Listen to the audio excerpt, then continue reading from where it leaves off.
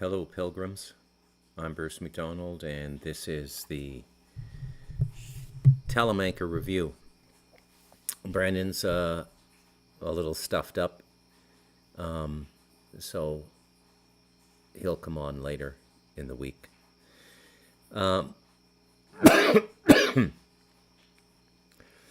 Well,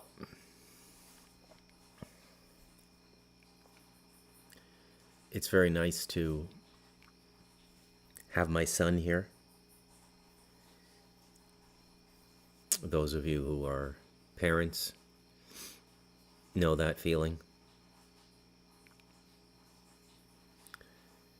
You know, when you have a child or children, and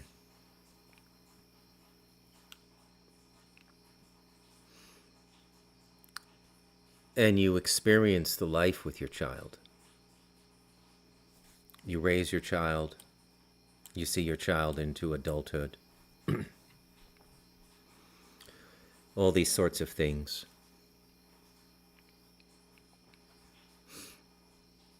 My wife loves children. She only had one. I think under different circumstances, she would have had a dozen kids.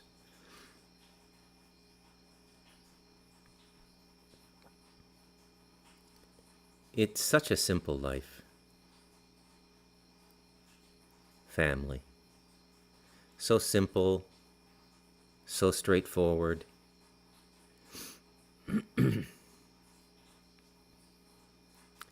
Incidentally spiritual. Having a family is a spiritual path if you're devoted to the family.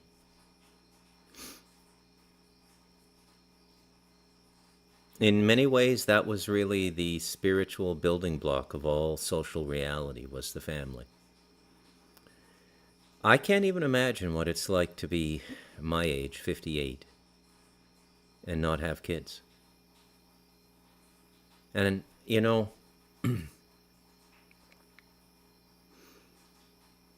I was talking about this with a friend off air, and something happened in the 20th century which had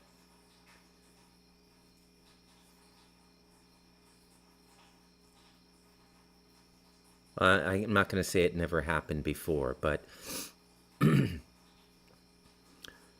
the 20th century, a number of different life expressions crept up. Before the 20th century, there were just a handful of things you could do. You could be a tradesman of some sort, be a farmer, and in both instances, you'd probably have a family. Be a soldier. There's been work for soldiers for centuries, for millennia. There's always been work for soldiers. You could be an artist of some sort. I mean, Shakespeare was performed 500 years ago. So they had actors, they had theater. The Greeks had actors, the Greeks had theater.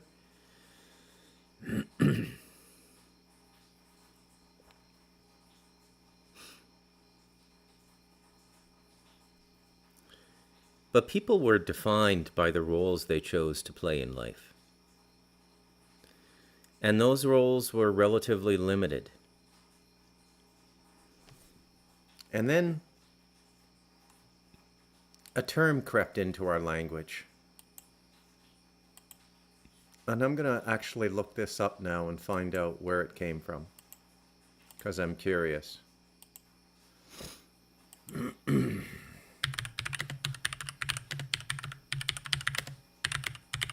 And the term is role model. I nailed it. This is what I mean by razor sharp intuition.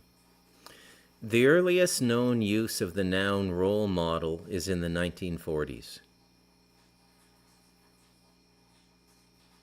The Oxford English Dictionary's earliest evidence for role model is from 1944 in American Sociological Review.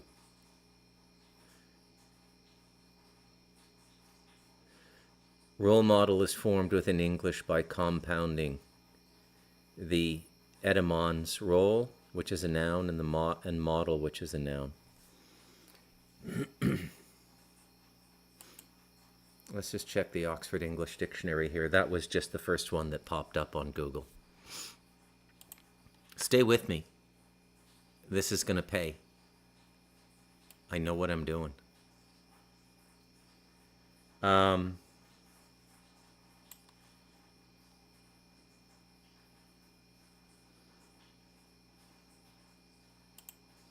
So they made a noun. They want me to get a subscription to look at the definition. Forget it. All right, so role model.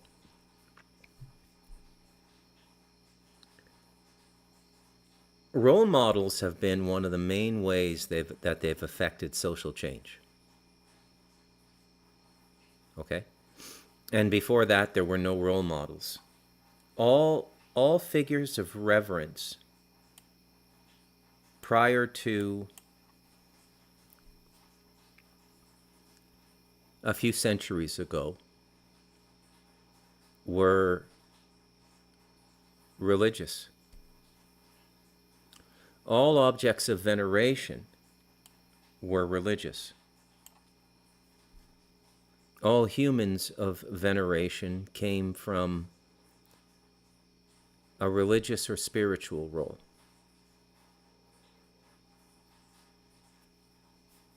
And I would say that this was universal.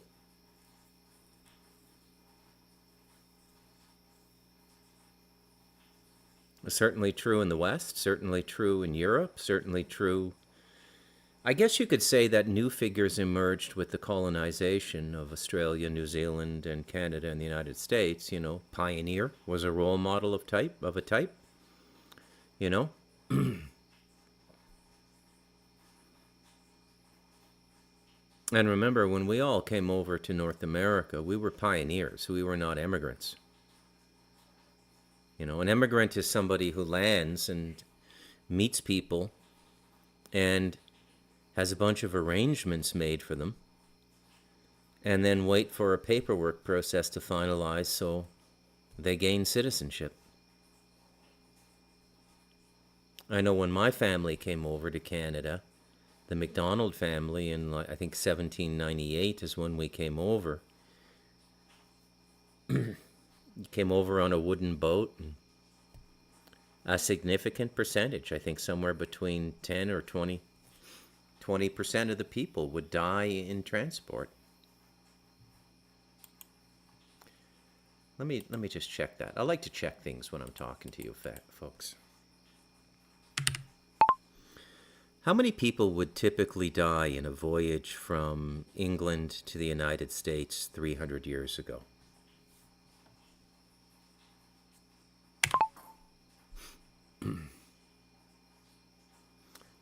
Morbidity and mortality on the North Atlantic Passage.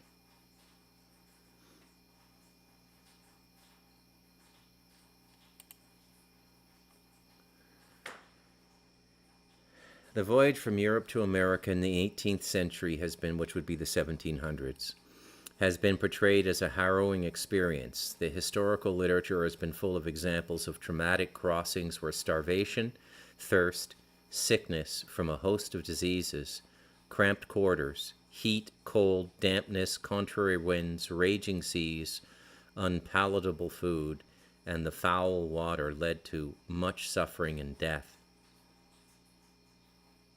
German migrants apparently suffered the worst of these conditions. In some cases, the causes of this misery were attributed to the cruelty or indifference of ship owners and their captains. Overall, European voyage mortality has been considered comparable to what prevailed in the slave trade. However, little quantitative evidence has been offered of mortality on representative North Atlantic voyages to support this view in the case of... Anyways, I heard some time ago it was like 30%, like almost like 1 in 3 people would die coming over. So that was not an immigrant experience. You know, all due respect to the people crossing from, you know, that passage from Africa to Greece, it's maybe 60 kilometers of ocean. You know, is it fun? No. It doesn't compare to a 3 or 4 week continental voyage on a wooden sailboat, on which all your food would have to be stored as well. So you'd be traveling either with salted meat or livestock that would be slaughtered and butchered right on the ship. Sacks of grain. Undoubtedly, there would be vermin on the boats. It would be impossible to keep rats off. Anywhere there's food, there's rats. Anyways, why am I going on and on and on about this? So the Pioneer, let me rebase, okay?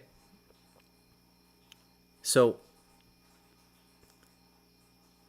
the idea of the role model was created to destabilize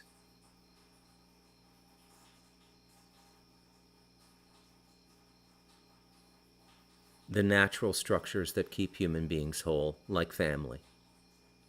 Okay? So when you go back and you look at all the programming in the 70s, second wave of feminism, right? So the suffrage movement gets them the vote. What's the first thing that women did when they got the vote in the United States? Anybody? Bueller? They became a voting bloc and a voting power, and they brought in prohibition. So the first public act of women in the electoral process in the United States was to castigate their men.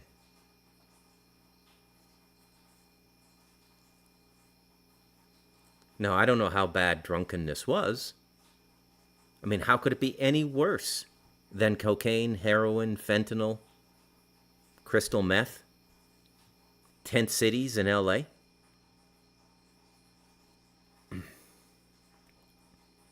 But that was the first thing women did with the vote in the United States, was the suffrage movement. And that is a very interesting observation.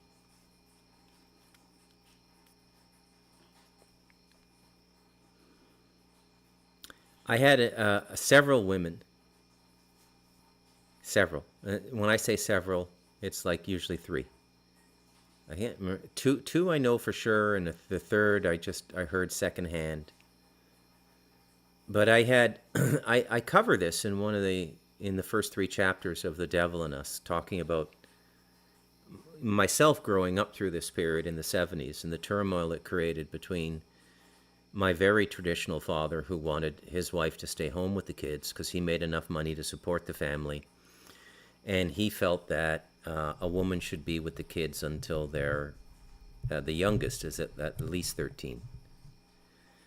And this was a monumental battle. It's documented in The Devil in Us, a memoir of you and me.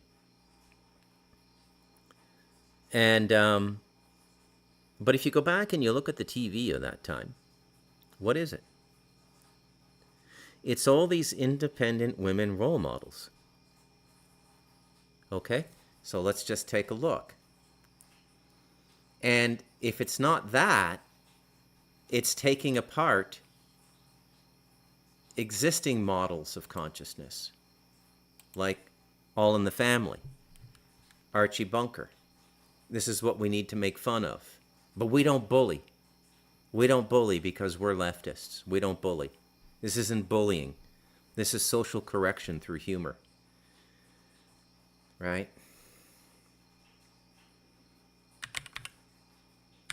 Sitcoms in the 70s. Three's Company.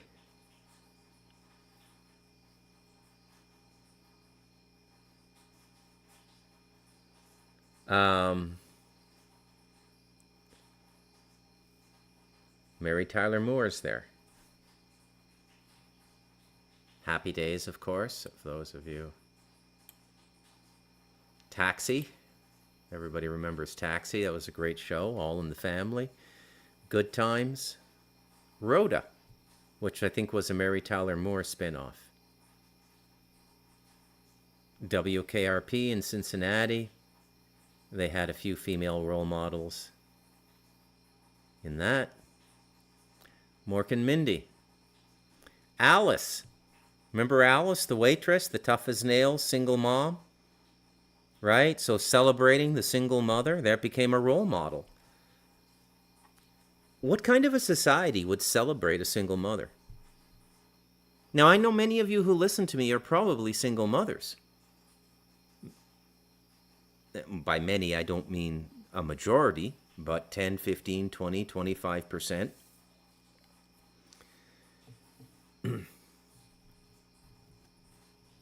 I can assure you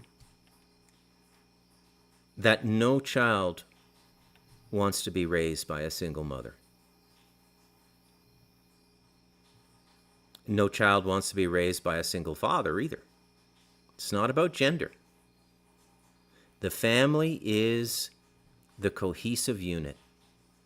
It is the solar system for the developing psyche of children. You've got the sun and the moon, the father and the mother.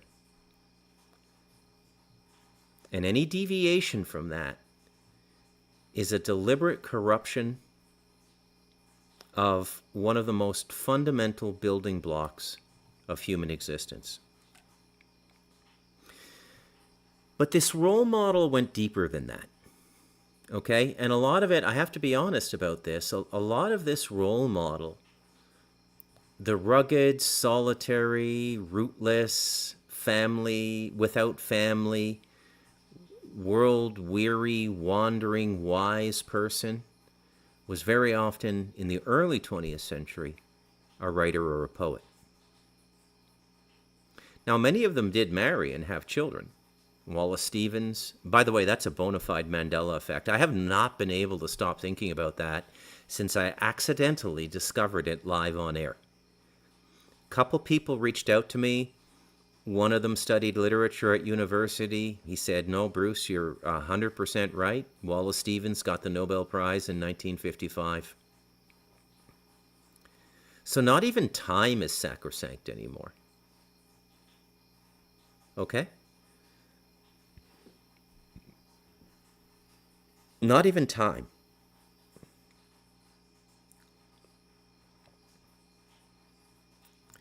What amazes me most about these role models is, now sometimes they're useful. Sometimes the person is actually more productive and contributes more to the human race as a solitary figure, abandoning family, than if they were to go the traditional family route. I would say that someone like Dr. Jack Cruz is an example. He's the guy that got me banned, I think, the last time. But he's definitely an example, you know, puts his whole heart into life, loves humanity. So the key is the coupling with love. The key is coupling with love. So I held on to life through spiritual love, through spiritual practice, and through the cultivation of an art form that allowed me to communicate with people. And then from there, I segued into the more, for me, the much more difficult personal love, which is always difficult for somebody raised in extreme trauma. Love is very, very difficult because all the trust goes away. You just don't trust people anymore. You become like that 14-year-old foster kid on his 19th home. You just can't trust people. Why would you trust people? A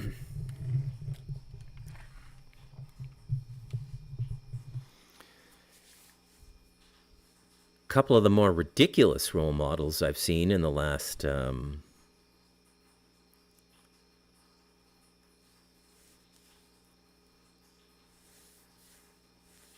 half dozen decades or so, and some of you might not like this. I didn't finish my thought about the beginning of The Devil in Us. These three women, they stopped reading the book at that point because there was just one line. I said my mom was not. I didn't take sides. I just, from the perspective of an 8-year-old child I explained what I saw in the house. My mom was a product of the 70s. She read Cosmopolitan magazine. She watched Mary Tyler Moore, and she wanted to go out and Mary Tyler Moore the world. She didn't want to stay home with kids. And to my father, that was insulting and deeply, deeply hurtful. Now, you can call my father a caveman if you want. I mean, the truth, for reasons I haven't yet to disclose on air, he was absolutely a caveman. You know, but I think in this one respect, he was actually right, that this was the better way to do things. And it's not like my mom. Now, my mom did have a degree. She had a nursing degree, you know, but my dad made like really good money. My dad was making over $100K a year in the 80s. Right? And he's making like $100K a year in like 1985. Over $100K a year. You know, that would be like, I don't know, like 300-400 grand now. Right? Some almost 40 years later. Or 30 years later. No, 15 and 24 is 29. No, 39, almost 40 years earlier.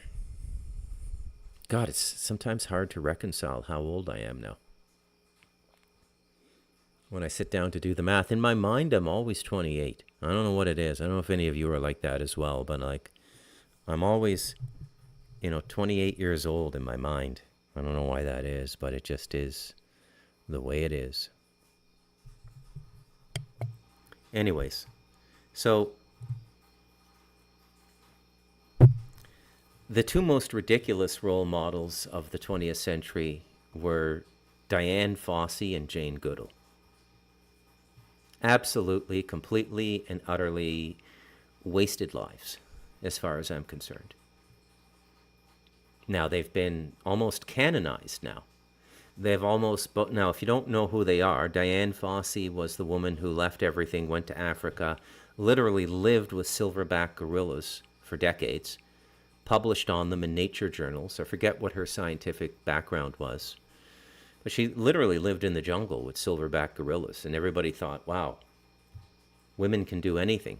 And I'm looking at this and I'm going, who the fuck would want to do that? And what did they learn? What important research? And then Jane Goodall spent all her time with chimps. Same thing in Africa. Diane Fossey was murdered by poachers for trying to protect gorillas. You can't make this shit up. Like, I think morally she was right, but I mean, dying. So she never had kids. She never got married, and she died defending a primate family she made up in her head. Tell me that isn't the most fucked up thing you've ever heard in your life. Okay? And we revere this woman. Same thing with Jane Goodall. Every time I see that woman, like, she's a sweet woman and everything. I'd probably really enjoy having a tea with her. And I get it. I get it. Believe me, I get it more than you. I live in the rainforest. I understand the wanting to be in nature and everything. But nothing really significant came out of their research. And yet these women were constantly celebrated. Gloria Steinem was another very, very powerful voice in second wave feminism. Okay? And then second wave feminism became this really sort of dark and draconian nonsense, right? Almost like you weren't a real feminist unless you were a lesbian or something, right? It went from championing women to hating men. And that is your first clue that the entire model of their movement is off base. Another person making the rounds a lot lately after Trump's election is a Canadian writer by the name of Margaret Atwood. Some of you may know her. She's probably I've met her. Don't care for her. Very toxic vibe. I felt like I was standing beside a witch when I was standing beside her at a book launch party in Toronto in like 2008. She's 80 now, 79 or 80, so I probably met her when she was, I don't know, in her mid-60s or something. But just like a horrible, not a good person. And then she's out there acting like an intellectual, like she's got some insight. Okay? Now, I know it takes a lot of courage to go into the public square and, speak your mind, speak from your heart. I respect that. I do. Kind of like that Jerry Maguire moment where he prints off his memorandum at the sports agency and distributes it to all his colleagues and gets fired. They think he's nuts. We need to care more about the players. No, we're here to make money. Anyways.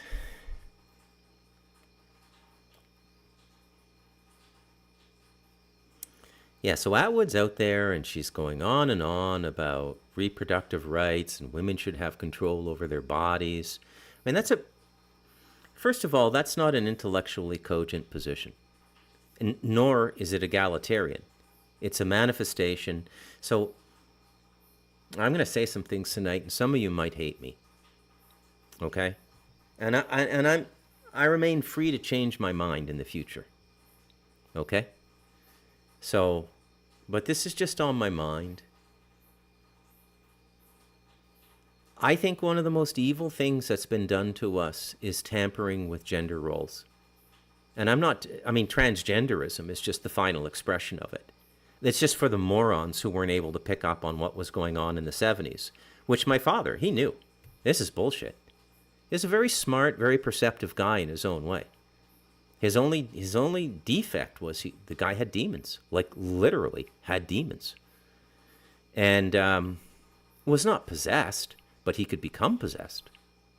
Okay? And he had, like, demons. I mean, literally. That's really what the devil in us was about, coming to grips with the generational demons in my family. And you can do it yourself. You don't need Jesus to save you. You can do it yourself. It's hard, but there's more value and self-respect in doing it yourself.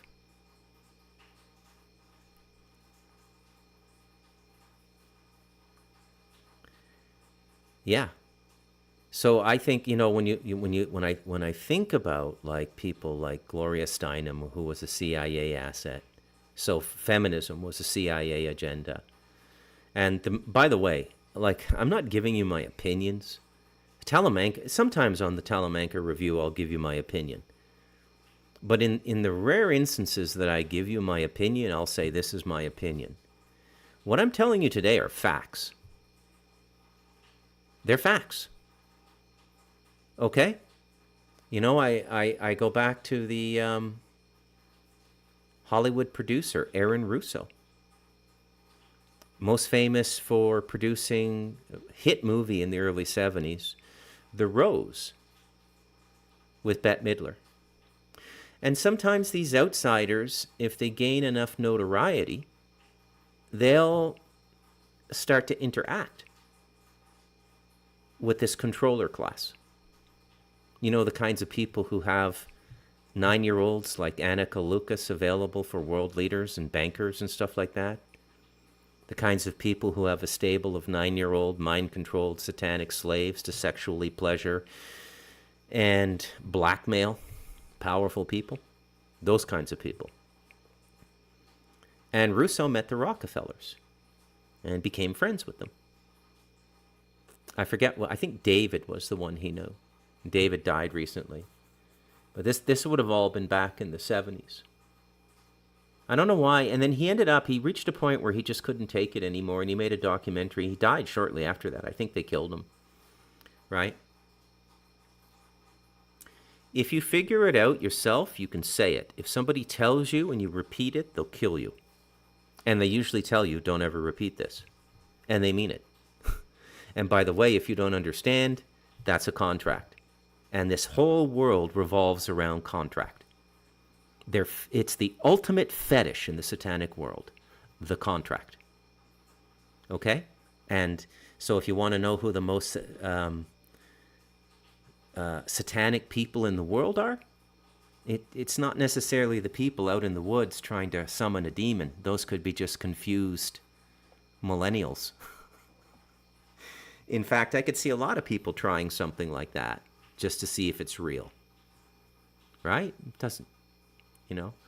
No, the real hardcore Satanists are the people who have the fetish for law. Law is the root of the satanic canon.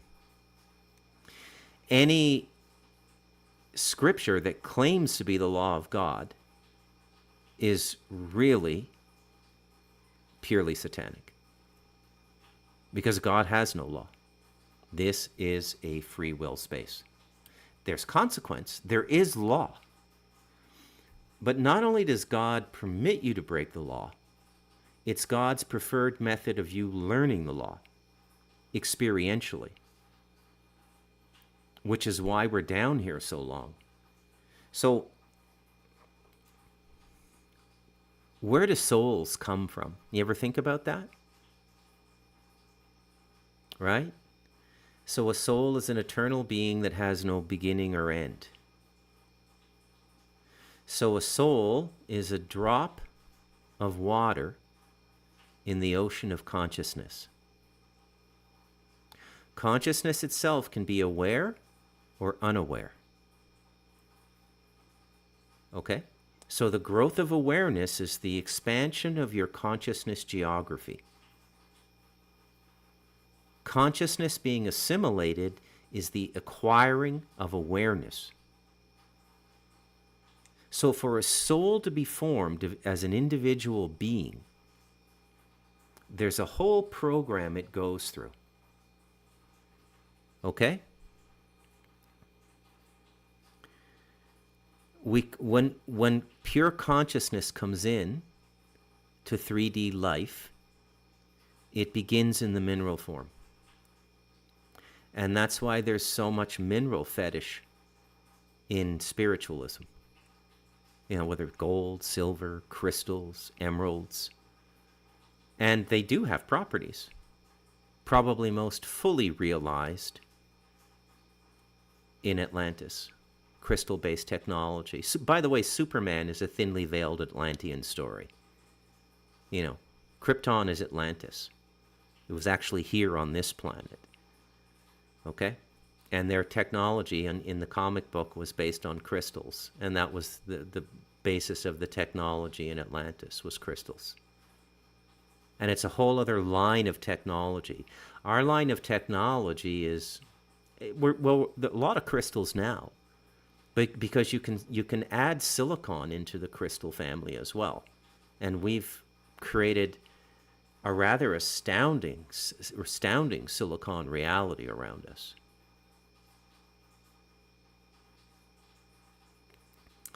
Then it goes through all the classes of life in the chain of being.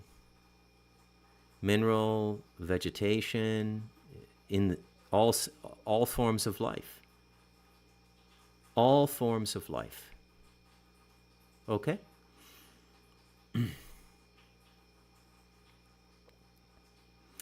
And then you get up to the highest form of life on this dimension of existence, which is the human life.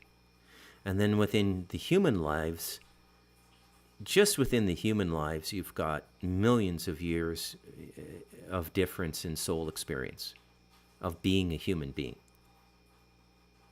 Okay? Most of you who listen to me have probably been human for several million years already. Or you wouldn't be listening to the Talamanca Review. And you can see, you know, I think in the Another Weeping Woman podcast, I talked about how easy it is for people to kill over here. It's particularly in this region of Costa Rica I live in. And I gave you the murder stats, which make the worst parts of Chicago look like Disneyland, minus the pedophilia. And it's just because it's a grouping of lower order souls. And they're going through the lessons of life and death. And that's the proper way to look at it, not to judge them. And if you tune into these things, you're never really in danger.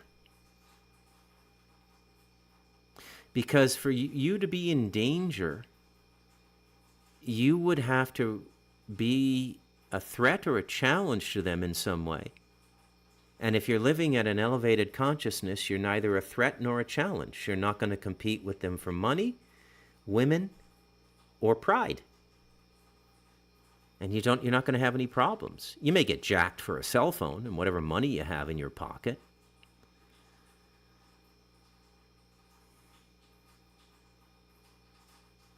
So the process of pure consciousness coming into life and going through the refinement processes through the myriad incarnations on this planet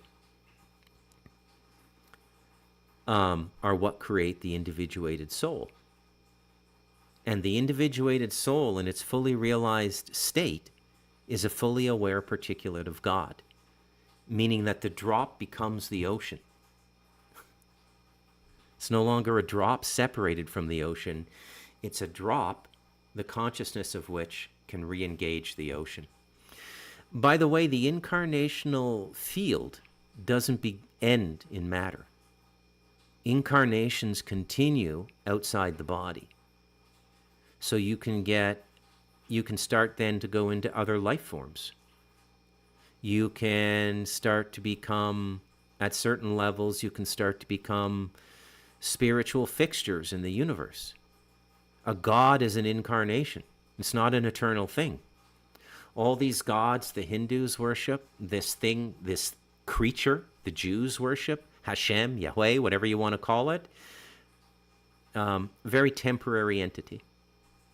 It seems like a long time from the perspective of a human life, but in the cosmic clock, it's some dude waiting at, Yahweh's some dude, cosmically, he's some dude waiting at a bus station.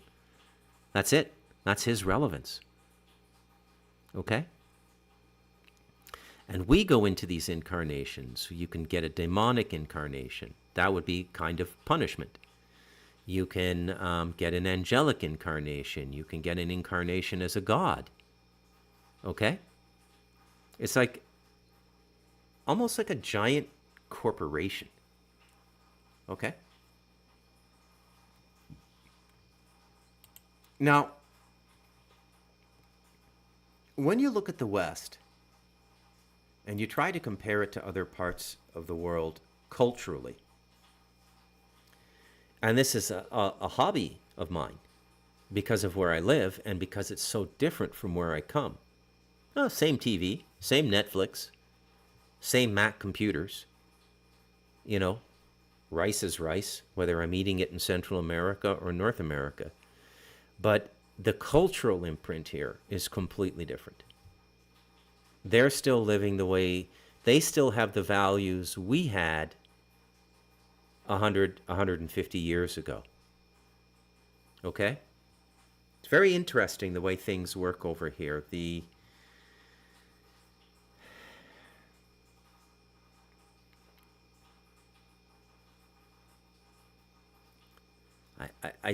I sometimes hesitate because I know I'm speaking to a largely North American and European audience, and I don't want to sound like a caveman.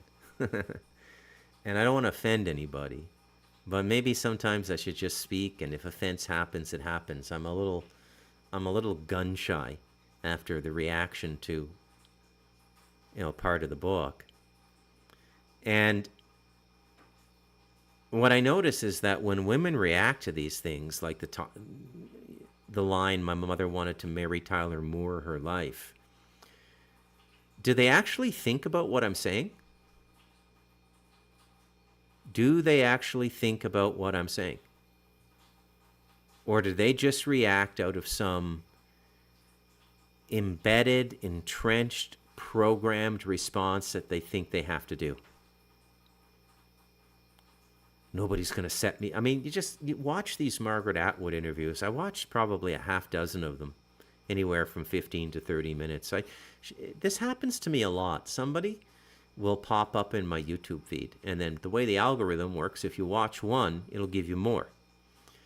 So I go through these phases on YouTube, and I went through this Margaret Atwood phase. And what I noticed about her as a template for all people who've bought into this modern nonsense, and it's what it is. It's just pure nonsense. Everything about the 20th century post-World War II is just utter nonsense. Okay? I'm absolutely sure that women were happier 150 years ago than they are now. I don't think, I'm going to just say, look, one of the things, because Costa Rica, by the way, is a matriarchy. It's not a patriarchy. And I've never been happier. So I live in a matriarchy. Women run this country. The elected officials are men. The narco traffickers are men. But believe me when I tell you, women run this country. And they do it from their homes, and they do it from their pueblos. They don't do it by going to San Jose and getting into federal politics. And they're the most powerful force in the country. Okay? Even with all the murder over here and everything, now, women do get killed, but very, very rarely, and they do not like it over here. Okay? I'll tell you one famous story that happened in the last 2 years. This was like the talk of Costa Rica, for those who know. And not everybody knows. It depends where you live in Costa Rica, whether you're married into a Costa Rican family. And there was this big-time narco trafficker here. And they all have drop-dead gorgeous girlfriends. Like, you should, and the guys, they all look like Bobby from King of the Hill. Pudgy, and I don't know, there's like a genome for the narco trafficker in Costa Rica. They're always like kind of pudgy. They're not really fat, but they have this layer of fat all over their, I noticed it. I'm going, Jesus, it seems like a genetic type. And my nephew Joseph had the same build, and nobody else in the body has that build. But anyways, so this guy got pinched, and his girlfriend was on the outside, and he trusted her, and I think he probably loved her. And he left her in charge of all her money, and she was supposed to pay the legal bills and liaise with the lawyers and everything. And she took his money and went off with another guy and left him to, face a possible life sentence in prison. So he had her killed. And that was just down in close to me, like 15 kilometers away. So I mean, it happens, but you got to be in the game. But it's not the Wild West. It's not Gaza, where they're literally sport hunting women and children. Okay, so in most parts of the world, men will not kill women. There's exceptions. Like that thing in Rwanda that produced a famous book by a Canadian general, General Romeo Dallaire, called Shake Hands with the Devil. He was in Rwanda when the massacre happened, and they had stand-down orders from the United Nations. They could have stopped it. I mean, the Houthis just had, machetes and stuff. They weren't armed.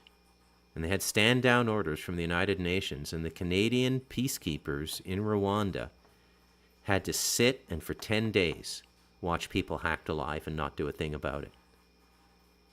Right? It's a different soul level. We shouldn't be mixing all these people. Okay? This is going to come back to haunt us. There's no way we should be mixing people from uneducated areas of Africa with no infrastructure, assimilating them into Italy and France and Britain, Portugal, Spain. It's just the stupidest thing ever. Stupidest thing ever. Okay? And no country with any intelligence is doing it. Why isn't China taking in millions of international refugees to populate those ghost cities? They have the space. Everybody else taking people in has no space. They have a housing crisis. We have a housing crisis in Canada because just in the 9 years Trudeau's been in, he's brought in 10 million people. We've gone from a country of 31 million to 41 million in 9 years. And we have a housing crisis. Anybody surprised? No. Okay?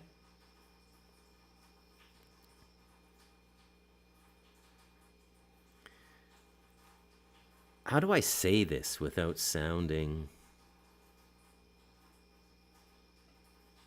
again, like a caveman?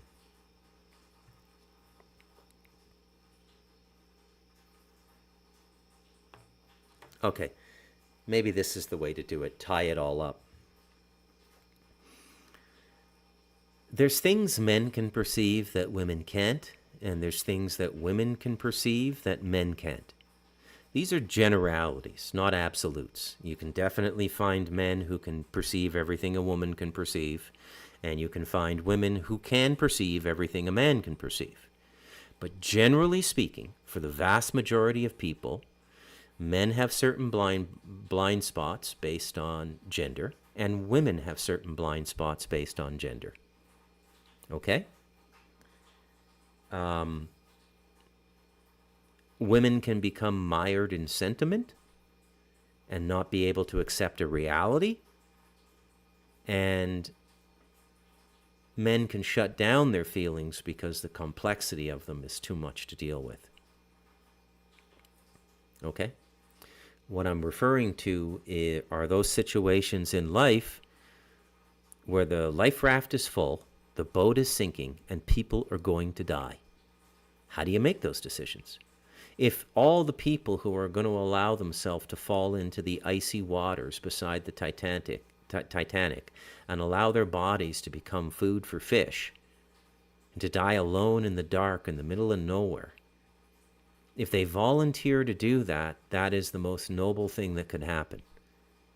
But if nobody volunteers, how do you decide how to allot those seats on the ship? Okay? Now, the female approach might be, well, we can fit everybody in, hoping for a miracle. And the male approach would be, no, we can't. We can't. Now, generally, historically speaking, men will give up their lives for women. Men will sacrifice themselves to defend their family.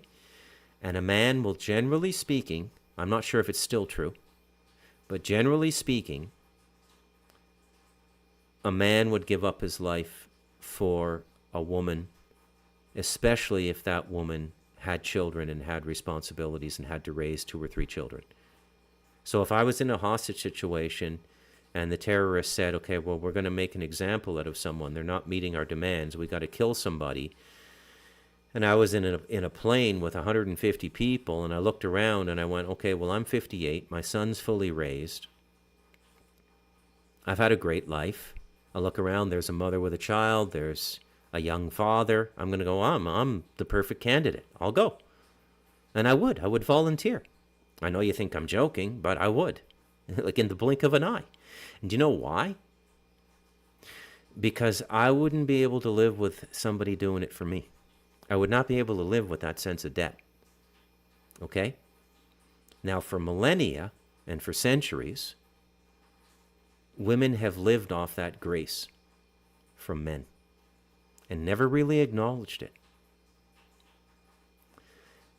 And believe me when I tell you, if I'm right about what's going on in the West now,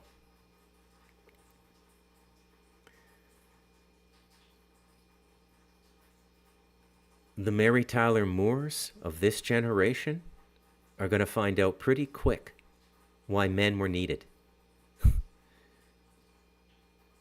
Because when 1 out of every 3 or 4 women in a city are being raped, and it's all being done by certain ethnic communities, and the police can't get any leads, your only protection is going to be a man. And men. Okay? Because we live in a world in which the most dangerous thing we're ever going to encounter, and that includes everything we're seeing in the skies now and all this nonsense, which I'll talk about in another podcast, but briefly to allude to that upcoming podcast, what exactly is new about what's going on in the world? Allow me to tell you, absolutely nothing. Just the language has changed. This has been the art of the 20th century, right? How is Elon Musk saying we live in a simulation any different than the Hindu mystics and Buddha saying the physical reality we exist in is an illusion? We've known this since the inception of the human race. Okay?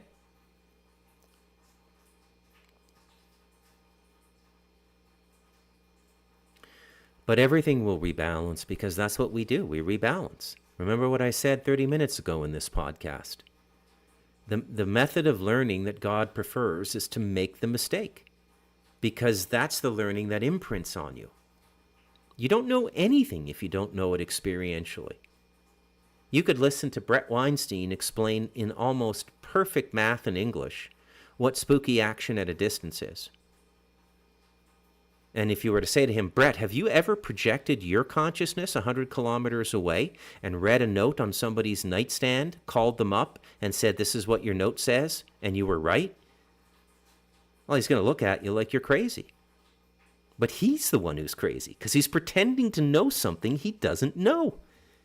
He's seeing shadows on the wall and thinking he's actually seen the form, with its color, its the glow in its face, everything. He hasn't.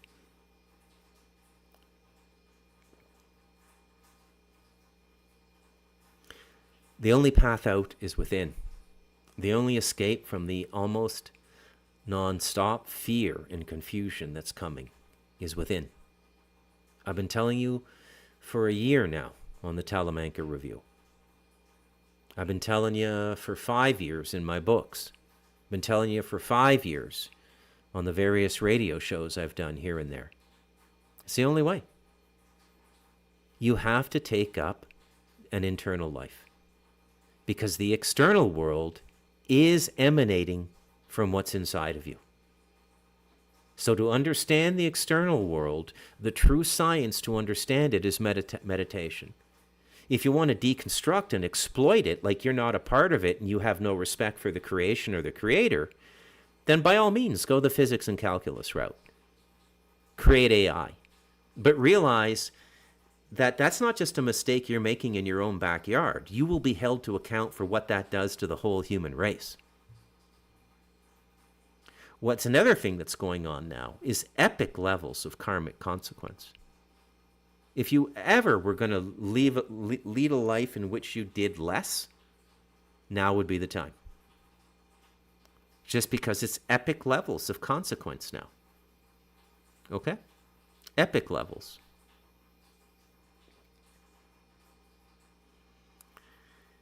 I feel like I could go another hour tonight. I don't know what it is. That should be enough. All right, I'm Bruce McDonald, and this has been the Talamanca Review, and hopefully this will be regular every day now for my usual 50, 55 minutes, 1 hour. Peace out, folks. Nice to see you.